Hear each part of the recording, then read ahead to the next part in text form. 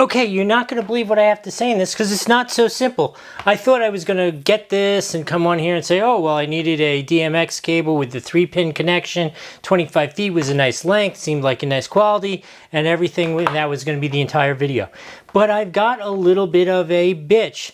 Not something that should change your decisions, but the way they package it, I know you can't see that very well there, but let me show you. Maybe you can see this or not right here where my finger is.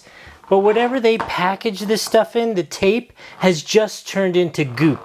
So it's like covered in this goop, which is just ultra annoying.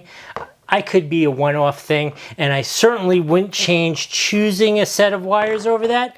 But I do have more to say than just they're wires and they work perfectly. They do work perfectly. They're really nice length. The quality is really good. The rubber feels good. Everything about them I like with the exception of the goop on them. Hopefully yours won't come with goop. In any case, I hope that was helpful. We'll see you next time.